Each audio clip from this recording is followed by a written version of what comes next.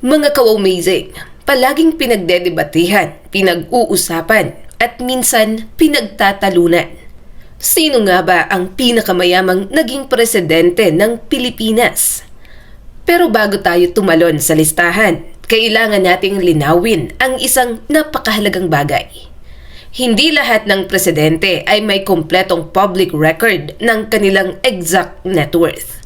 Ang ilan ay may SALN, ang iba ay historical accounts lamang. Hindi lahat ay transparent noong panahon nila.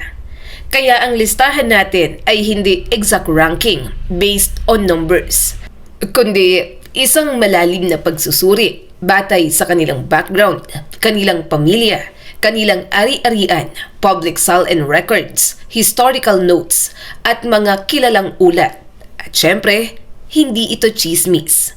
Ang Wow Amazing ay naglalayong magbigay ng informative storytelling na malinaw, factual, at madaling sundan. Kaya sa video na ito, hindi lang tayo maglilista. Ikikwento rin natin ang pinagmulan ng kanilang kayamanan, paano ito lumaki, at bakit sila kabilang sa mga pinakamayayamang naging pinuno ng bansa. Number 10, Diosdado Macapagal. Ang ating number 10 ay ang tinaguriang poor boy from Lubao. Pero teka lang, huwag kayong magpapalinlang sa bansag na yan. Siya ay ipinanganak nga sa kahirapan. Oo, pero pagdating niya sa rurok ng kapangyarihan, hindi na siya maituturing na mahirap. Sino nga ba si Macapagal bago siya yumaman? Si Diosdado Macapagal ay ipinanganak sa isang mahirap na pamilya sa Lubao, Pampanga. Ang kanyang ama ay isang magsasaka, ang kanyang ina ay isang simpleng may bahay. At tulad ng maraming Pilipino noong panahon nila, ang buhay nila ay umiikot sa sakahan. Araw-araw na pagod at kaunting kita. Pero kahit lumaki siya sa hirap, ibang klase ang katalinuhan niya. At dito nagsimula ang kanyang kwento ng pag-angat. Scholar, working student, survivor. Hindi tulad ng iba na ipinanganak na mayaman, si Macapagal ay sariling sikap. Nag-aral siya ng may scholarship, nagtrabaho bilang mensahero, clerk, taga-sunod, at kung ano-ano pa habang nag-aaral ng batas. Dito pa lang, makikita na natin na hindi siya isang taong naniniwala sa kamalasan. Naniniwala siya sa tiyaga, edukasyon at pangarap. At dahil dito, nagtagumpay siya sa pagiging abogado. Ang abogadong matalino, kayamanang unti-unting lumalago. Bilang abogado, kumikita na siya ng maayos. Nagkaroon siya ng access sa mga kliyente, koneksyon at oportunidad. Nakapagpundar siya ng mga lupain, savings, investments, at ang mga ari-ariang unti-unting lumalaki ang halaga. Hindi ito instant wealth. Isa itong wealth na bunga ng maraming taon ng pagsusumikap. Sa political career, mas lumawak ang oportunidad. Bago pa siya maging presidente, naging congressman, vice president, public official sa iba't ibang ahensya. At syempre, sa posisyon na yon, mas malaki ang sahod, mas malaki ang allowances, at mas malawak ang network. Hindi siya kilalang flashy spender. Hindi rin siya nababalot sa mga chismis ng hidden wealth tulad ng ibang nasa listahan.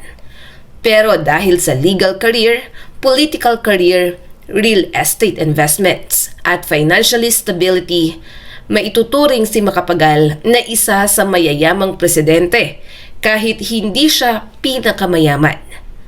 Ang legacy ng yaman niya, maraming historian ang nagsasabi na si Macapagal ay naging maayos ang pamumuhay at nag-iwan ng financially stable legacy sa kanyang pamilya. Pero hindi extravagant, hindi ultra-luxurious at hindi kontrobersyal. Kung baga, ang yaman niya ay bunga ng talino, trabaho at mahabang karera. Hindi inheritance, hindi political machinery, hindi business dynasty.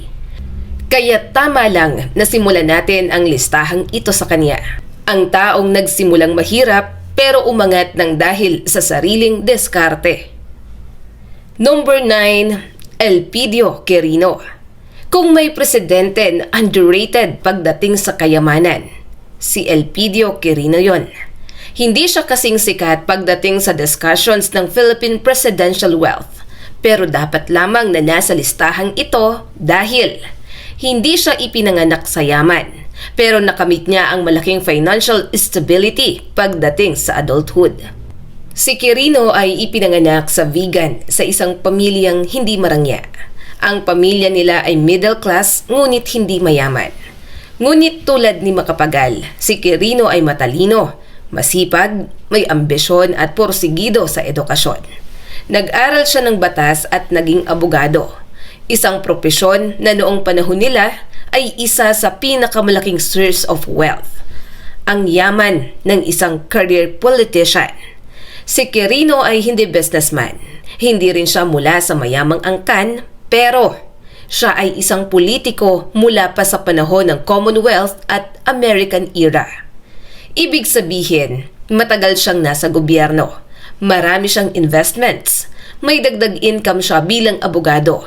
At nagkaroon siya ng access to business networks.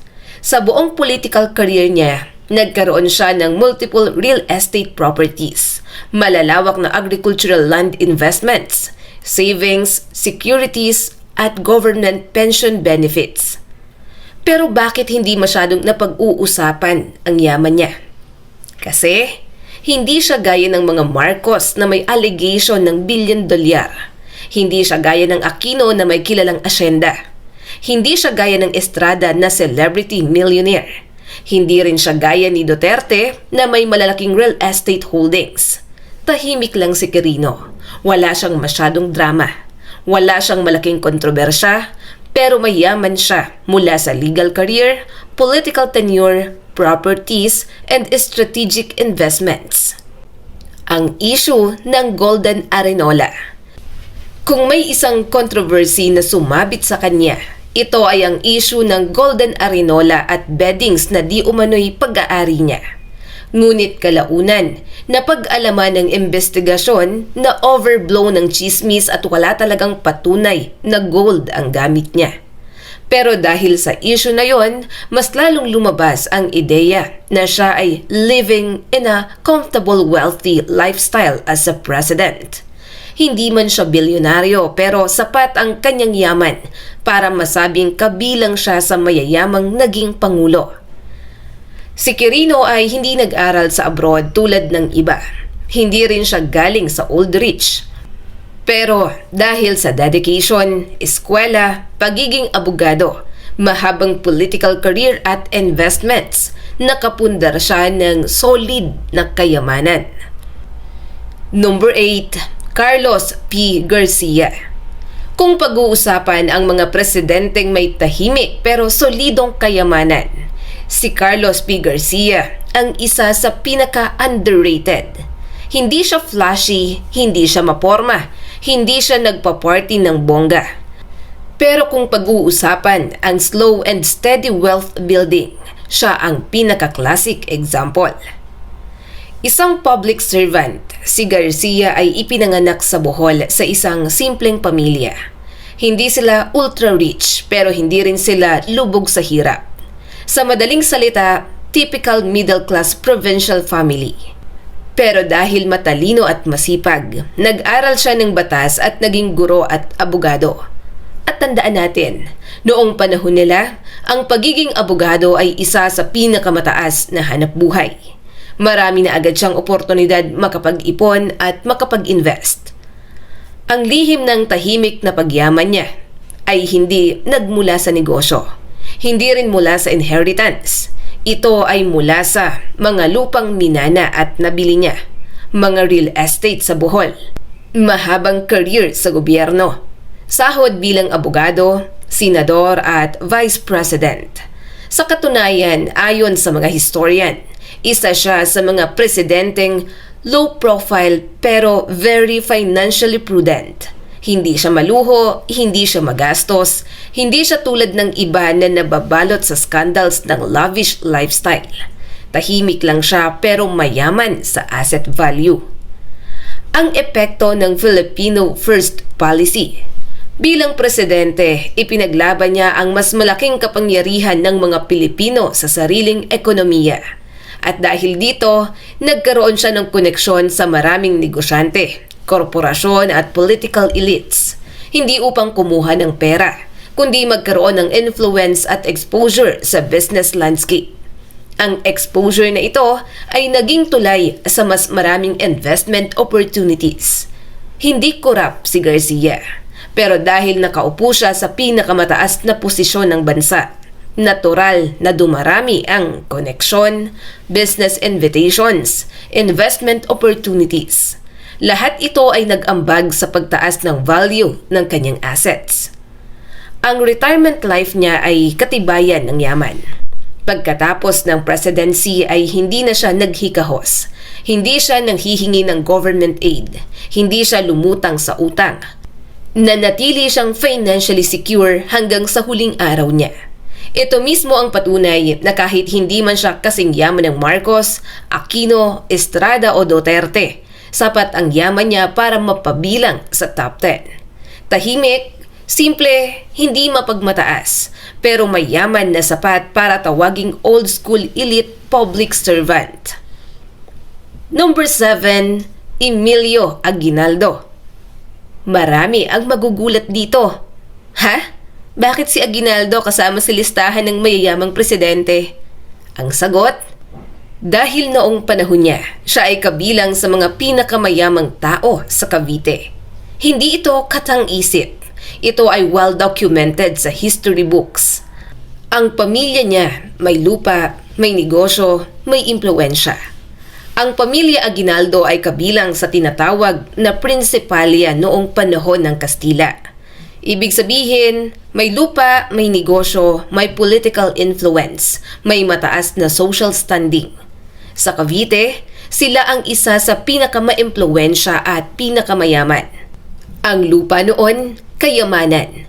Noong panahon ng Kastila at Amerikano, ang pinakamalaking basihan ng yaman ay lupa, sakahan, kabuhayan, at ari-arian ng pamilya. Ang pamilya ni Aguinaldo ay may malalawak na lupain, agricultural properties, ancestral homes, trading connections. Kung i-convert natin ang land value na yon sa modern day money, milyon-milyong piso ang katumbas. Ang yaman niya habang revolusyonaryo ay hindi ibig sabihin na dahil revolusyonaryo siya ay mahirap siya. Sa totoo lang, maraming historian ang nagsasabi. Aguinaldo had access to resources and funds during the revolution. May mga donasyon, may koneksyon, may suporta mula sa elite families. At may mga iba pang sources ng pondo tulad ng taxes na kinokolekta ng revolutionary government. Hindi man ito modern business wealth, pero malawak ang resources na available sa kanya. Ang kontrobersya, yaman na lumaki pa pagkatapos ng revolusyon. Matapos ang revolusyon, pumirma si Aguinaldo sa Pact of Biak na Bato, kaya nakatanggap siya ng malaking halaga na bayad mula sa mga Kastila para sa pansamantalang pag-alis ng laban. Maraming debate tungkol dito, pero hindi may kakaila na nakatanggap siya ng financial compensation. Ginamit niya ito para bumili ng lupa. Nag-invest siya sa iba't ibang negosyo. Pagdating ng panahon ng Amerikano, nagkaroon pa siya ng government pension, retirement benefits, full recognition as a former president. Ang huling yugto ng buhay ni Aguinaldo, mayaman. Bakit? Dahil malawak pa rin ang lupain ng pamilya. May ancestral mansion, may ari-arian sa kawit, may political connections, may pension. Hindi siya nabuhay sa karukhaan. Hindi siya humingi ng tulong sa gobyerno. Hindi siya nagpababa ng antas ng pamumuhay. Kaya't kahit hindi siya moderno at hindi celebrity, isa siya sa pinakamayamang naging presidente sa historical contexts. Number 6, Joseph Erap Estrada. Ito ang parte ng listahang mas kilala ng lahat. Sino ba naman ang hindi nakakakilala kay Erap?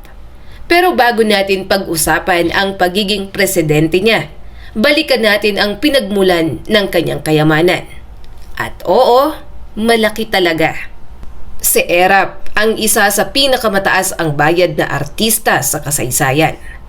Bago pa man siya tumakbo sa politika, siya ay box office king, superstar, award-winning celebrity, business owner at producer. At hindi basta star ha, kundi top earning star ng pelikulang Pilipino noong 70s, 80s at early 90s. Hindi biro ang tinatayang kinita niya. Talent fees, movie profits, producer profits, endorsements, business partnerships. Marami siyang naipundar bago pa siya naging presidente. Ayon sa mga public document at ulat ng kanyang mga naging salin, si Erap ay nagmamay-ari ng mansions, rest houses, apartment buildings, commercial lots, at agricultural lands. Hindi natin kailangan magbigay ng eksaktong halaga, pero malinaw na land plus business plus celebrity income equals massive wealth. Ang Erap political career, mas maraming access sa resources. Naging alkalde, senador, vice president at pangulo. At sa bawat posisyong yan, tumataas ang allowances, lumalawak ang networks, dumadami ang access sa negosyo, lumalaki ang pagkakataon na mag-invest. Erap is not secret rich. Erap is public figure rich. Kontrobersya ng yaman niya. Hindi natin kailangan magbanggit ng mga sensitive details. Pero kilala ng buong bansa na si Erap ay inakusahan ng mga sumusunod. Unexplained wealth, mansions, public connections, luxury properties. Ang mahalagang part ay ito. Whether you believe the controversies or not, lahat ng sides, supporters and critics agree on one thing. Mayaman talaga si Erap. Post-presidency, yaman pa rin. Hindi siya bumagsak sa kahirapan. Nagpatuloy ang negosyo, nanalo muli bilang mayor ng Maynila, at nanatiling public figure na hindi nawawalan ng resources. Kaya siya nasa top 6 ay dahil malaki ang celebrity wealth niya. Malawak ang real estate, may negosyo, may political power, at consistent ang lifestyle niya kahit pagkatapos ng presidency. Hindi na ito usapang milyon. Ito ay usapang multiple millions in value.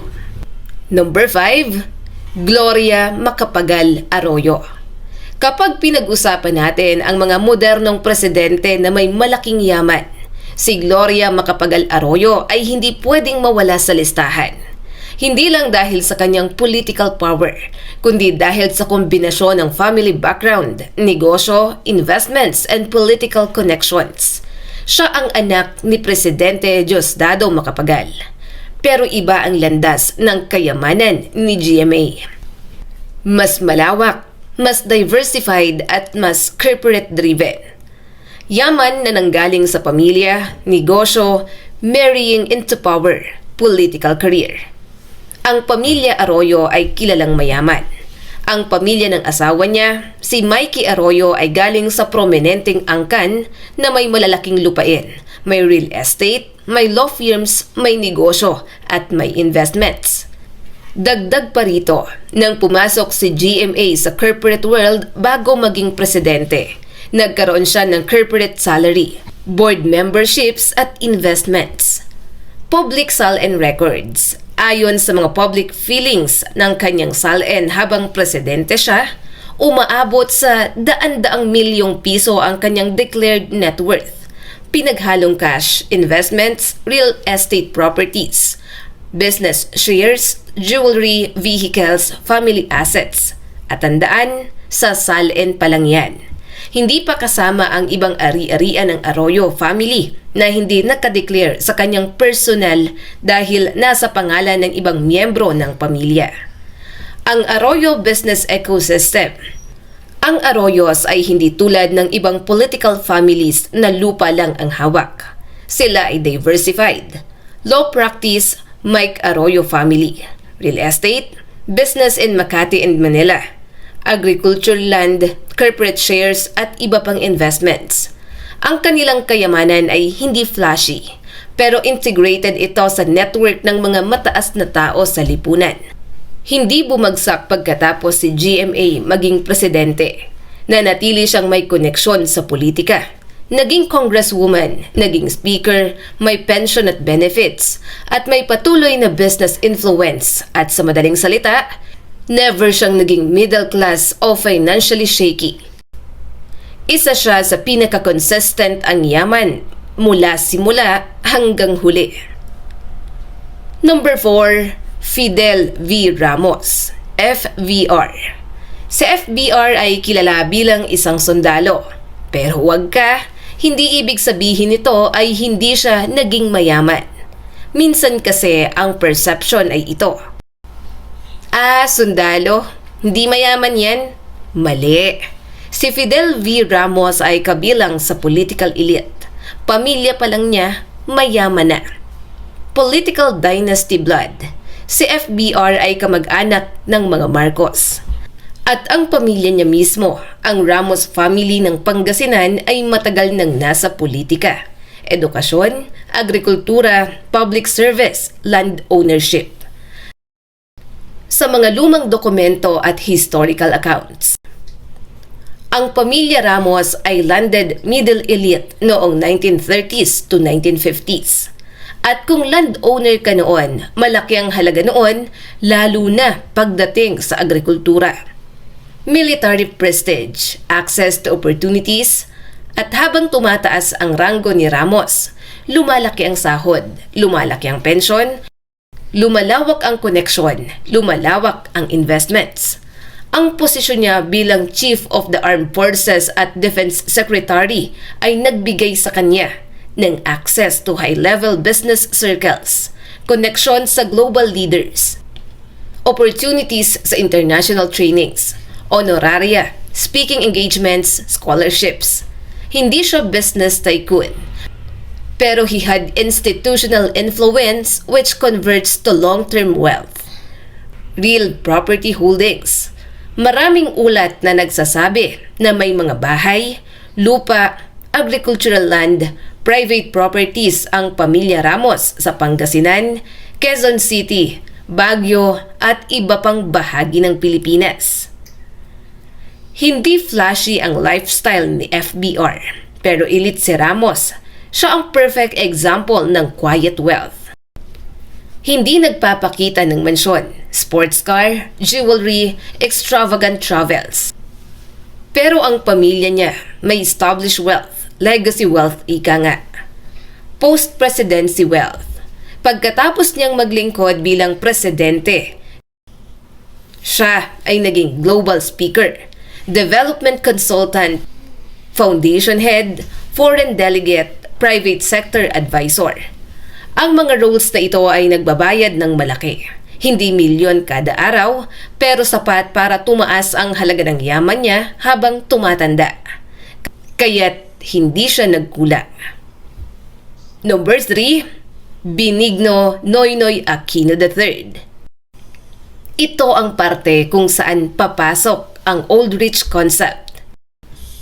Hindi si Noynoy ang nag-establish ng yaman. Ang pamilya niya ang may malawak na lupa at assets. The Aquino Cojuangco Empire.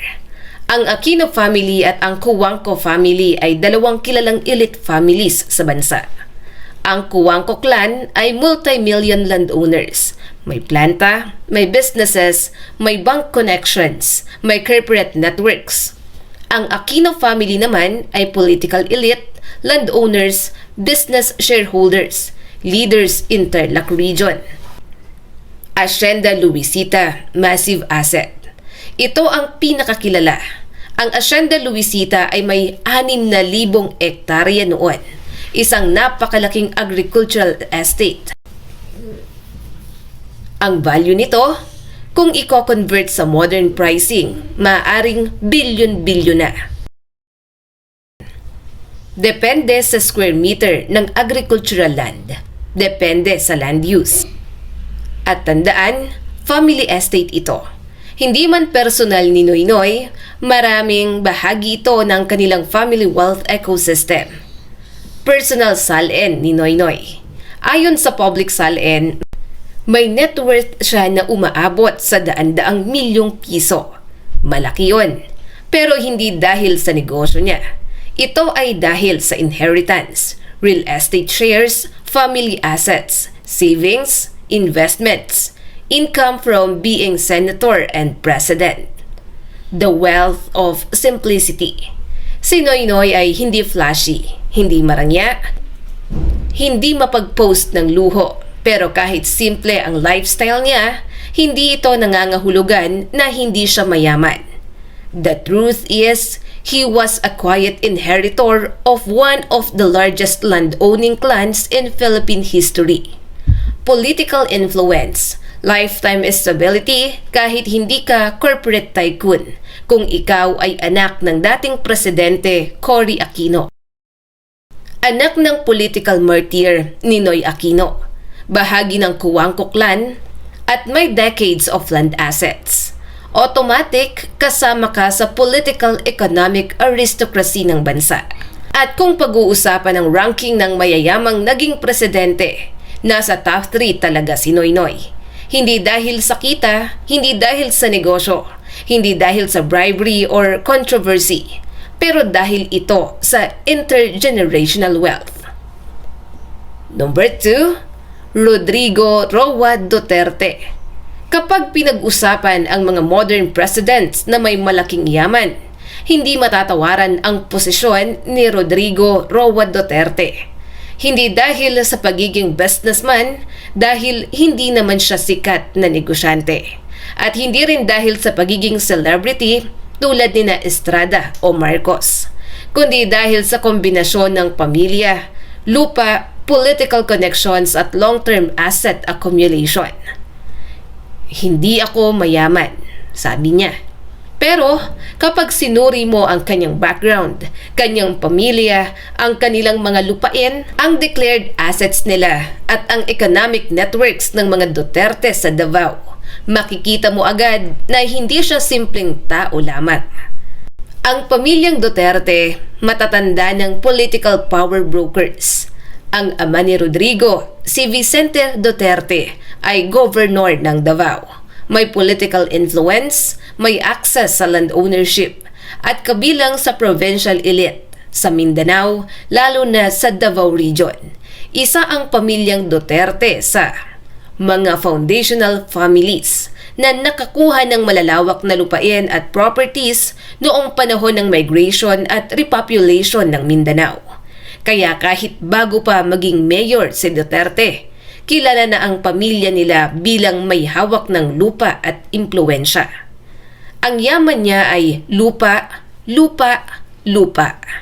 Kung titingnan ang mga public declarations niya, marami siyang agricultural land, residential lots, inherited properties, family properties under shared ownership, at kung may isang bagay na hindi bumababa ang value habang tumatagal, ito ay lupa. At sa Davao, lalo na mula early 2000s hanggang 2020s, tumindi ang pagtaas ng land value dahil naging business hub, tourism hub, commercial expansions area. Ibig sabihin, tumataas ang value ng ari-ariang hawak ng pamilya Duterte. Ang political career niya, 40 years of power. Isipin mo, mayor ng Davao for 22 plus years. Congressman, vice mayor at naging presidente. Kung ganito katagal kang nasa politika, lumalaki ang network mo, lumalawak ang business community connections, dumadami ang investments, tumataas ang market value ng mga property owners sa paligid mo. Hindi ito illicit wealth, ito ay natural effect ng long-term political power at land ownership. SALN records, base sa public SALN feelings niya bago maging presidente, may milyon-milyon halaga ng lupain, may residential assets, may improvements on properties, may cash assets, may vehicles, at lalo pa itong tumaas habang tumatagal ang panahon. Pamilya plus lupa plus power equals massive asset wealth. Kung pagsasamahin mo ang historical land inheritance, strategic real estate, political longevity, family assets, regional influence, malinaw, Rodrigo Duterte is one of the wealthiest modern presidents. Hindi man siya flashy, hindi man siya corporate, Hindi man siya showbiz, pero ang laki ng asset value niya at dahil dito, pasok siya sa top 2. Number 1, Ferdinand Edralin Marcos Sr., the most documented wealth in Philippine presidential history. At eto na, ang pinaka-controversial, pinaka-pinag-uusapan, at pinaka-documented figure sa usapin ng presidential wealth. Ferdinand Marcos Sr. Walang ibang presidente ang may ganito kalawak na dokumentasyon, court access, testimonies, recovered assets, at historical records tungkol sa kanyang kayamanan. Kahit saan mo tingnan, local or international sources, iisa ang conclusion ng karamihan. Siya ang pinakamayamang naging presidente ng Pilipinas. Ano ang basihan? Hindi isang source, hindi dalawang source, kundi PCGG records, Swiss court findings, US court rulings, recovered assets, jewelry collections, artworks, land titles, offshore accounts, historical investigations. At lahat ng ito ay nagpakita na ang yaman ng pamilya Marcos ay hindi na lumampas sa magiging pinakamayayamang negosyante noong panahon niya. The Marcos Wealth Categories. Ayon sa iba't ibang dokumento, ang yaman ng mga Marcos ay nakakategorya sa mga sumusunod. Number 1, real estate wealth. Mga mansyon, property sa Pilipinas, property sa Amerika, properties sa Europe, land holdings sa prime areas. Number 2, cash and bank accounts, Swiss accounts, offshore accounts, trust funds, deposits. And number 3, luxury assets, gold and jewelry collection, international artworks, high-value furniture, designer items. Number 4, illiquid high-value assets, bonds, certificates, business shares, government-related funds. Hindi kailangan magbigay ng exact numbers. Maraming ulat na lumalabas sa loob ng halos 40 taon. Pero karamihan ng estimates ay nagsasabing billions of dollars ang estimated total wealth. Bakit si Marcos Sr. ang number 1? Simple. Siya lang ang presidente na may documented unexplained wealth case na international in scale. Siya lang ang may PCGG created agency para habulin ang yaman. Siya lang ang may Swiss accounts na na-freeze at na-recover. Siya lang ang may jewelry collection na one of the most expensive in Asia. Siya lang ang may multiple artworks seized abroad. Siya lang ang may widely studied wealth accumulation history. Walang ibang presidente ang may ganitong lawak ng records. Believers or critics, lahat agree sa isang bagay. Marcos Sr. was extremely wealthy. Kaya pagdating sa ranking na ito, walang duda na siya ang number 1. At dyan nagtatapos mga ka-amazing ang ating 10 pinakamayayamang naging presidente ng Pilipinas. Ngayong narinig natin ang kanilang mga kwento mula sa mga dating mahirap na umasenso hanggang sa mga ipinanganak sa kayamanan at hanggang sa pinakadokumentadong political wealth sa kasaysayan. May iisang bagay tayong mapagtatanto. Hindi pare-pareho ang pinanggalingan ng yaman. Hindi rin pare-pareho ang paraan ng kanilang pag-angat. May yumaman sa pagiging abogado. May yumaman dahil sa land inheritance. May yumaman dahil sa celebrity fame. May yumaman dahil sa political dynasty power. At may yumaman dahil sa historically vast assets na pinag-aralan hanggang ngayon. Sa dulo, ang pagiging presidente ay hindi lang tungkol sa paglilingkod sa bayan, kundi nakadikit din dito ang impluwensya, oportunidad at access sa economic networks na maaaring magpabago sa antas ng yaman ng isang tao. Kung may isang moral lesson na makukuha natin, ito ay ang kayamanan ay maaaring minana, pinaghirapan o nakuha sa panahon ng kapangyarihan. Pero ang tunay na sukatan ng isang leader ay kung paano niya ginamit ang yaman at kapangyarihan para sa kabutihan ng bayan. Kung nais mo ng mga ganitong klase pa ng video, huwag kalimutang mag-like and subscribe at pakishare na rin ang video na ito, mga kaw-amazing.